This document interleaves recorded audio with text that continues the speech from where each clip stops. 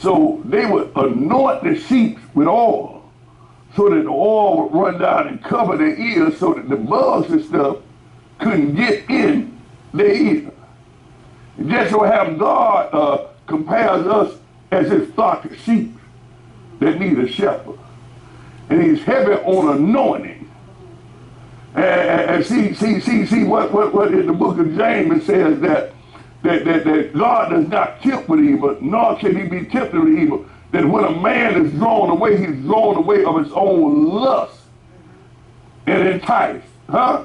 See, so what this oil is doing is keeping the devil and the haters out of the ears of the Lord. What you say? See, somebody always want to tell you something. They always want to show you something. They always want to hip you to something, especially when they see you going somewhere. Especially when they see you blessed, when they see you walking in a certain order. They want to tell you something. When they were over into Vietnam, they were dropping pamphlets down to the United States soldiers. Go on home. What do you got to do with this ball? Somebody always wanted to tell somebody something in order to split the platoon up, in order that they could come in and, oh my. See, they had a strategy going against Jesus. And if they got a strategy against your mama, against your daddy, they got a strategy against you. Oh, praise be to God. See, so he's the power of God, the force there that's keeping you on your feet. He's the foundation that the house is built on because of the spirit of, oh, praise be to God. You understand? So in order to be successful in this year, you have to walk by faith. See what I'm saying? And that faith comes by hearing. But if the buzz get in your ears or the conversation get it, can I go to James? I got to go, Lord. I go over there with James, that first chapter. I'm just going in that first chapter around about that. I know it's the 14th verse, but I want to read that 12th verse. It says, "Blessed is the man that endureth temptation, for when he is tried, he shall receive the crown of life, which the Lord has promised to them that love him. Let no man say that when he is tempted, I am tempted of God, for God cannot be tempted. God cannot be tempted." See, got all. God cannot be tempted with evil, neither tempt he any man. But every man is tempted when he's drawn away of his own lust and enticed. Oh, praise be to God.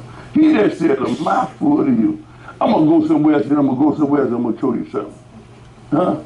If it's all right with you. I'm going to go to the book of Luke, the 22nd chapter. Because we don't waste no time. I'm going to go to Luke, the 22nd chapter. And I'm going to read probably about the 31st verse here. And it reads like this. It said, "And the Lord said unto Simon, Simon, Simon, behold, Satan has desired to have you, that he may sift you like wheat. But I have prayed for thee, that thy faith fail not. I have prayed for you, that the oil over your ears, don't let him cut off the faith that's flowing through your ears." He said, I have prayed for you, that your faith fail not. And when thou art converted, strengthen thy brethren. He said, this ain't nothing but a test.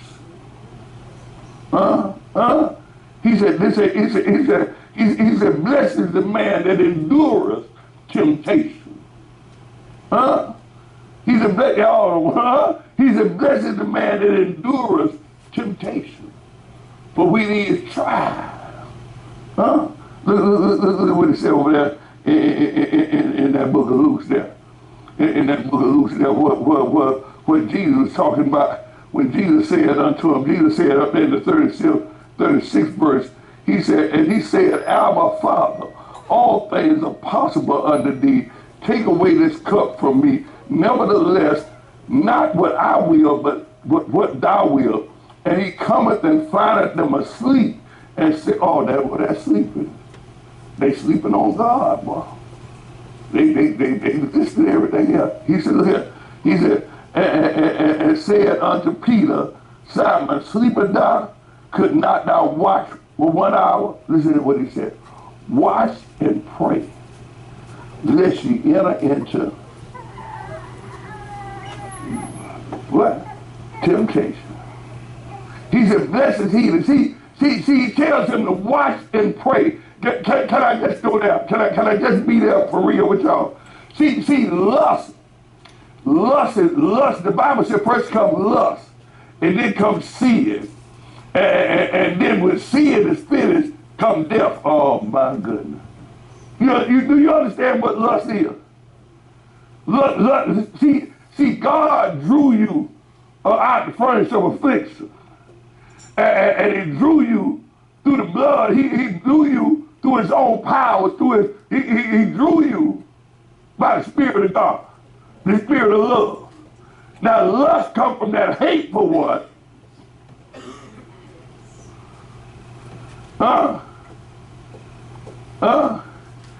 And he already know what's in you. He already know where you weak at. He already know where you vulnerable at. So how's he gonna get you? Jesus prayed that my faith fail not. See, because there are different ones trying to get in my ears. And when they get in my ears, well, man, you going to church over there? You know what I heard? Now let me paraphrase what you heard. The liver stave is on fire. And when you go over there, I'm a rock. Lust is going to get you off of where God got you going. Lust is going to take your eyes off of the prize. Lust is going to take your... See, the temptation is that I got to whisper stuff in your ears that's going to tempt you to look away from God. Oh, man, look at here. To look away from where God is carrying you at. I got to get you in the storm some kind of way. I got to get you in the water some kind of... I got to fill you up with fear, doubt. I got to bring doubt in there. If I bring doubt in there, I can pretty much handle you. Because the only thing that you got, the only thing... But I want you to understand this here real good. Out of the book of Hebrews chapter 11, it says, it is impossible to please God. I don't care what you think you got going on. It is impossible to please God. I don't care who's talking to you. It is impossible to please God other than by faith. Huh? So the enemy is warring against your faith. Your faith is the only thing that'll quench every fiery dart of the enemy. It's your faith, and it's your faith in Jesus. And if you got faith in Jesus, in order to show that faith by your works, you have to believe in him who he sent. See, this chapter of Mark and the chapter of Matthew or whatever, it starts off with him being anointed for his burial, because without dying, you ain't bringing forth no fruit. You ain't bringing forth no fruit. And you got to lay down your life in Christ, because if you die of anything else, she could have died for us without being anointed. Oh, man. He said this woman done did a good work, and I want everywhere this gospel preached, I want it to be preached that she put anointed oil on my head and ran down to the girdle. It covered my ears. And when I was praying and the flesh tried to overcome me, the Spirit of God got strong in me and said, not my will. I was praying and watching while I was praying. He said, I came back and told you from my experience of praying To watch and pray. That you be not, that temptation, that you don't enter into temptation. He said, I told you fervently to watch and pray. But many times, we don't want to hear. And the reason we don't want to hear, yeah, I understand that, but I like to do things this way. Thank you, Holy Ghost. Jesus had a way he liked to do things too. But I thank God for these precious words. Not my will, but thy will be done. Simon Peter said, we done fished all night and ain't caught nothing. But nevertheless, it's thy word. Not mine. Thy word, Lord. He said, it's impossible to please God other than by faith. And no man can say that Jesus is Lord, saving by the Holy Ghost. We talk about the Lord, you're talking about not my will, but thy will be done. You're talking about he is the commander in chief. You're talking about he's the head man. You're talking about I am a servant of the Most High God. I have been called out of my house, out of my affliction. I have been called out of self to live in him. I've been called to servantship. I've been called to humble myself. And every time I buck against servantship, you understand what I'm saying? Every time I come with my own reasoning about servantship, I displease God. God is not pleased with me. Balaam prayed once, and God told him, and he prayed again. Why? Because his flesh, he was trying to justify. And God said, yeah, go ahead on. He told a lot of them to go ahead on. Oh, yeah, he just going to leave. Go on back a minute. Oh, man, I got you. Huh? He talked to a lot of them. See, because as we are into 2018, things are pretty much speeded up. The division is not going to take a long while. So we're equipping in ministry with leadership. We're equipping leadership that are walking by faith. See, when I walk by faith, it's not my will, but thy will be done. See, when I walk by faith, I didn't come to do my own thing. I come to do his thing. And I believe in him that he sent. Because who he sent, look, if you my superintendent on a job, and if you done told somebody out there to do something, they don't do it, I don't need them. You understand what I'm saying? They couldn't my financial flow. They got my job held up. They got my work held up. They want to do it their way. Huh? They don't want to do it my way. See, I know what I'm doing. They just not got him. Some of them just picked up a Bible that you can't tell nothing. That you can't, but you don't have to be a right side with God. You don't have to know nothing. You don't have to know how to read, write. That all you have to do is be able to just hear what the Word of God said. The blind man heard him say, go wash in the pool of Siloam. The blind man heard that he was coming by. He said, Lord, if thou will, your will, I know your will. Everything you do is good. I know you know what you're doing. I come up out of the world. My life was a mess because of me. I want to come into you and come up with what I want. I run my own life. Couldn't nobody tell me nothing. Couldn't nobody show me nothing. I couldn't stay in school. I couldn't do what I was supposed to do. I couldn't do nothing. It was me. It was the I. And when I come into the body of Christ, if I don't come in humbly, if I don't, what humble means is not mine but yours. I'm your servant.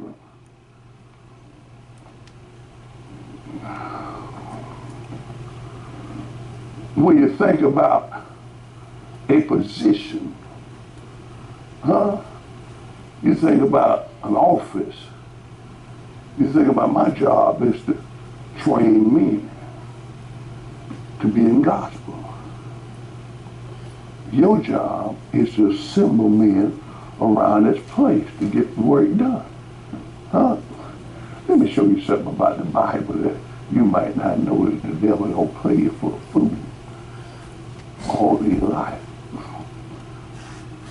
In the book of Genesis, they talk about Job being in prison. Job was in prison, and the Bible said everything that went on in the prison, because Job was given seniority, an office in the prison, everything that was done in there was accounted as him doing it. He wasn't necessarily the one put his hand to it, but he made sure the work got done. He was called to an office to assemble men together, to get men about the Father's business, not about his business, not about their business, not about the world's business, but about God's business. And the only way you can do that is the oil got to be flowing down. You can't be over here at this house and over here at that house and over there and bringing all that mess, because God knows what he got over there. God knows what he got over there. God knows what he's doing right here. See, a lot of people look at it like this. This might be a church of electricians.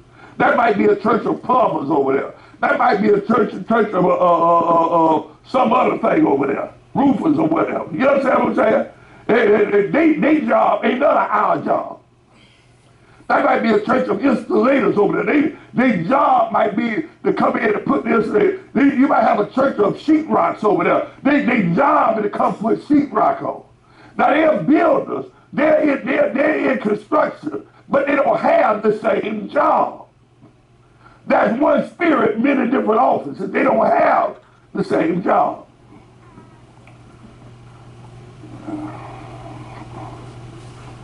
It's impossible to please God other than by faith.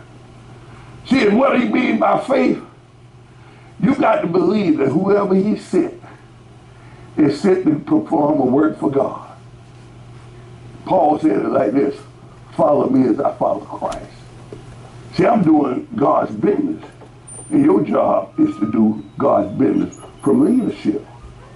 And if you can't do God's business the way leadership is asking you to do it, I mean, you know, it's easy to pick up a refrigerator. It's more easy to pick up a refrigerator than to just pick up a piece of paper off the ground, to just make sure that things are running right. It's easier because you don't have to use your mind. You don't have to use your God-given blessing. You don't have to use the Spirit of God. You don't have to seek God's Spirit for direction, for leadership. You can just grab a refrigerator and just move it. But now, in order to please God, you gotta walk by faith. What do you mean walking by faith? Just believing that God is and a rewarder of them that diligently seek him. What are you talking about? God has put his plan together. He sent somebody before you to speak in your life, to get you to do things that we're going to. As long as you're walking in obedience, you're walking in faith. When you begin to disobey who God said, you're no longer walking by faith. You're going to start looking things over, and you're going to start hearing voices. But God's work is being hindered because of you hearing voices, and because of you looking this way or that way, and forgetting that Jesus Christ, the author and finisher of our faith, said, not my will, but thy will be done. He had his head anointed with oil for his burial. He said, wherever this gospel is preached, I want you to make sure that you tell them what this woman done, because what this woman done is very significant to my resurrection. He said, because if I'm listening to everybody else, then I ain't going to know the voice of God when it calls me to get up. I ain't gonna be familiar enough with God. Boy, I've been walking in disobedience all my life. How am I gonna disobey him now that he said get up? Huh? See, my assignment was to come in and prepare myself, train myself to walk by obedience, so when he speak to me, I wouldn't have no problem rising. Huh? I wouldn't have no problem getting up. I would turn from death works. I would begin to be a child of the light and not of the darkness. Because if I go there in darkness and not knowing, when the darkness overcome me, I won't recognize the light.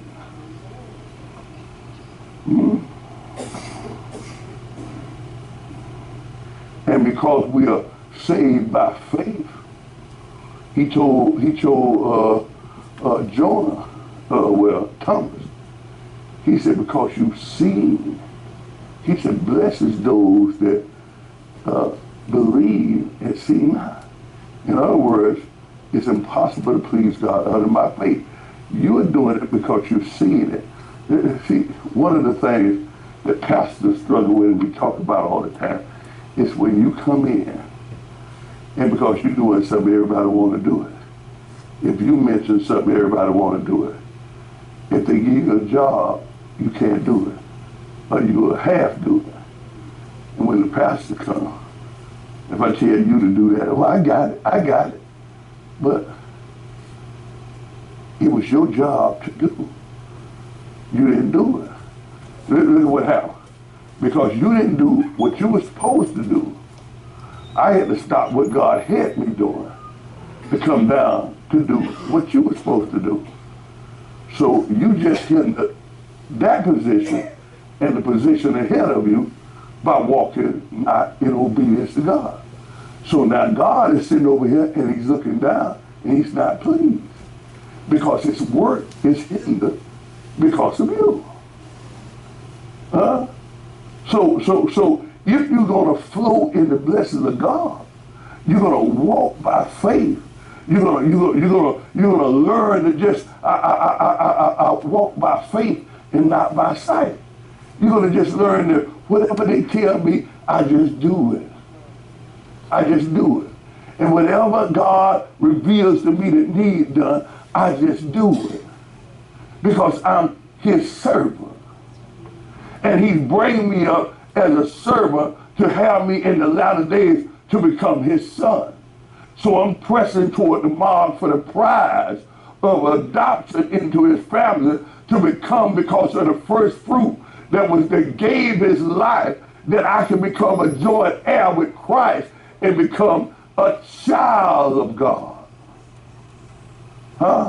That I can become a child of God. And then not only that, if he's given me a position or office, he's given me the blessing to develop other children of God. But if I can't do my job for looking at everybody else's job, then I miss my job and their job.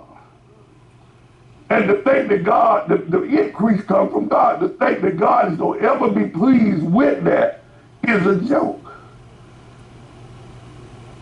And they'll pray for you, and they'll say, well, the only reason you're still alive is because of prayers. See, what you have to understand is that Satan desire to sift Peter like wheat. He desired to strategically tear his life apart. He desired to come at him at every angle, at every part he could. You understand what I'm saying? Jesus said, I have prayed for you. I'm not praying for you that you don't go through it. I'm not praying for you that you be victorious. I'm not praying for you that you be bigger than anybody else, littler than anybody else.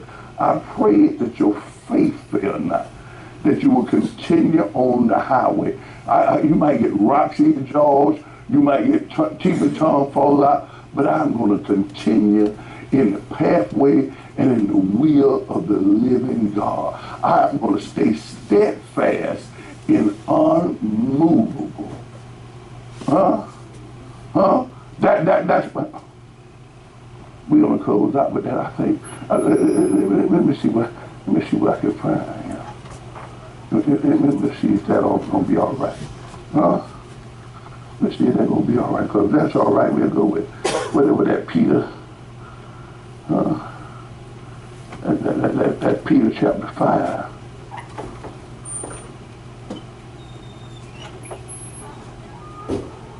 Verses 4, I guess. And when the chief shepherd shall appear, ye shall receive a crown of glory. James was talking about that crown that fadeth not away.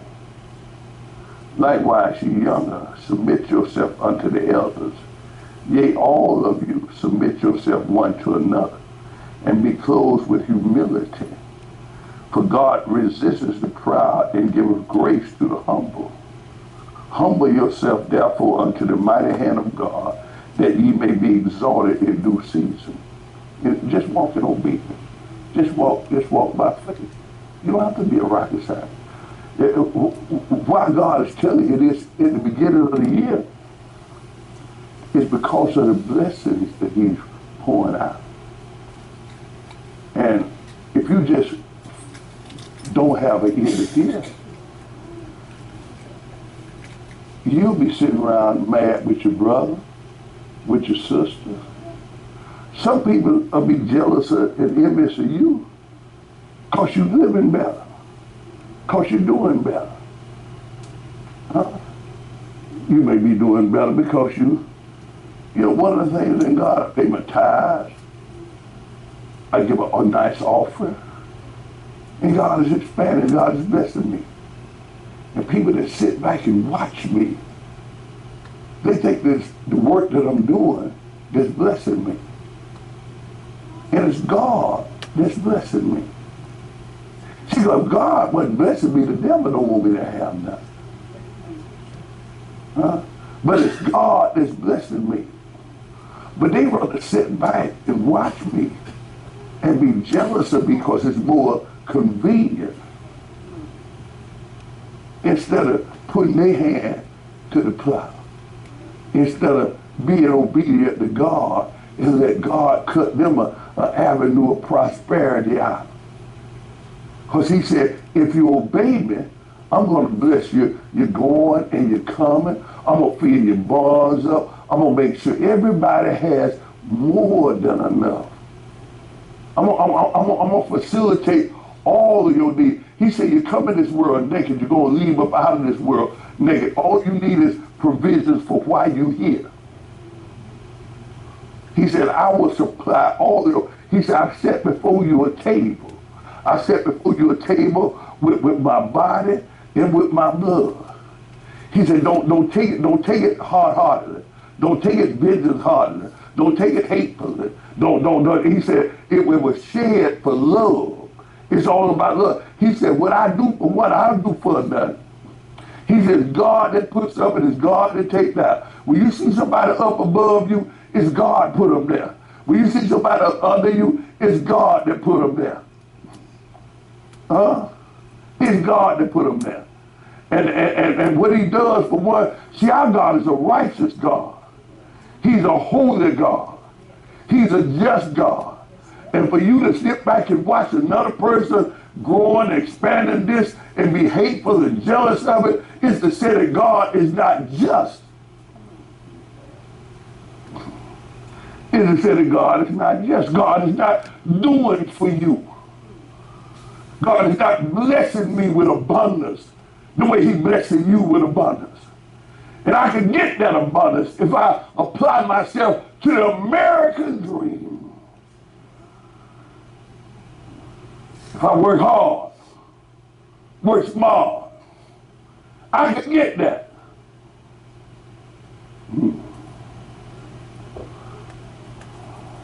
Keep living. Keep living, that's all I got to say. Just keep living. Because God will make a way